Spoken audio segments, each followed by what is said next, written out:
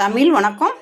பாருங்கப்பா, நம்ம இன்றைக்கி பனிவரகு அரிசி பிரியாணி செய்ய போகிறோம். இங்கே பாருங்கள், பனிவரகு எல்லாத்துக்குமே தெரியும். இட்லி தோசைக்கெல்லாம் போடுவீங்க.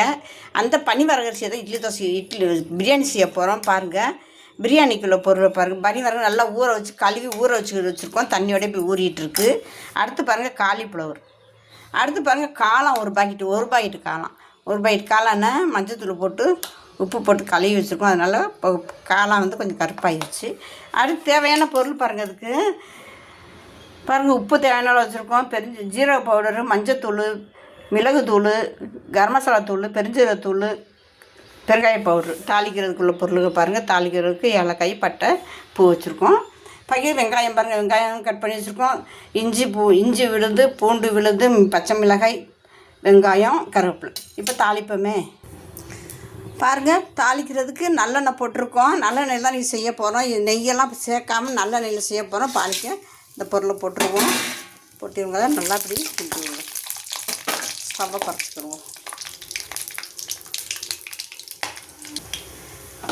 பாருங்கள், இஞ்சி விழுது போட்டுக்கிட்டோம், பூண்டு விழுது போட்டுக்கிட்டோம்.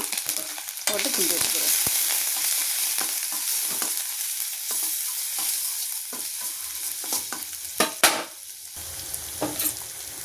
பாருங்கள், இந்த இஞ்சி பூண்டு விழுது பொன்னிறமாக வந்துடுச்சு. பாருங்கள், இப்போ இந்த தக்காளி, வெங்காயம் இது எல்லாத்தையுமே சேர்த்துருவோமே. இதில் பாருங்கள், இது எல்லாத்தையுமே போட்டு மொத்தமாக எல்லாமே சேர்த்துட்டோம்.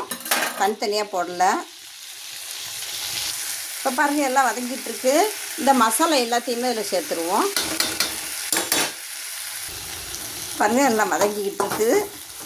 இந்த நேரம் பார்த்து இந்த பிரியாணி மசாலா ஒரு 2 ஸ்பூன் சேர்த்துருவோம்.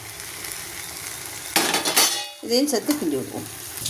பாருங்கள், இப்போ நல்லா வதங்கிட்டுருக்கு. அந்த காலிஃப்ளவரை அதில் சேர்த்துருவோம். பாருங்கள், காலிஃப்ளவர் போட்டு கிண்டிட்டோம். அடுத்து இந்த காளான் பாருங்கள், இதையும் போட்டு கிண்டிடுவோம். காளான் கட் பண்ணி வச்சாவே கரைச்சிரும்.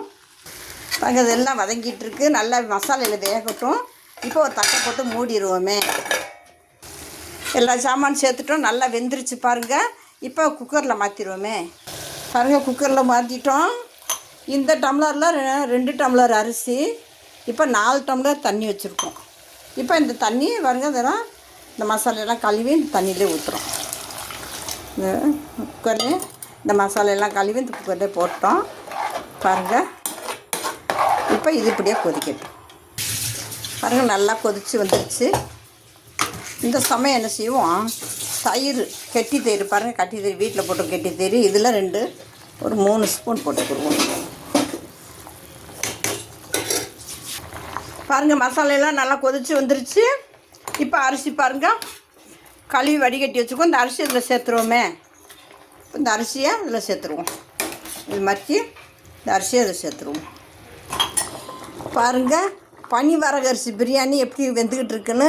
அந்த அரிசி வேகணும். வேகிறது வரைக்கும் கொஞ்சம் நம்ம சிம்மில் வச்சு அரிசியை வேக விடணும். அதனால் இப்போ கிண்டி வேகட்டும். இப்படியே வேக விட்டுருவோம்.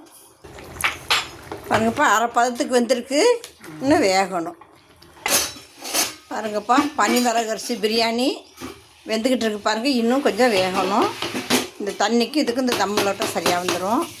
பனிவரகு அரிசி பிரியாணி பாருங்கள் வெந்துக்கிட்டு இருக்குது. இன்னும் கொஞ்சம் வேகட்டும். பாருங்கள், சாப்பாடு புழுங்கி வந்துருச்சு. இப்போ கொஞ்சம் நல்லெண்ணெய் தான் போடுறோம், நெய்யெல்லாம் போடலை, நல்லெண்ணெய் தான் போடுறோம். பாருங்கள், ஒரு ஸ்பூனு ஒரு 2 ஸ்பூன் நெய் நல்லெண்ணெய் போட்டுட்டு, அடுத்து பாருங்கள், பட்டாணி அதில் சேர்த்துருவோம். கழுவி வச்சுருக்கோம். சேர்த்து நல்லா கிளறிடுவோம். பாருங்கள், எல்லாம் பிரியாணி பதத்துக்கு வந்துருச்சு. இப்போ கொஞ்சம் நேரம் தம்மில் விட்டுருவோமே.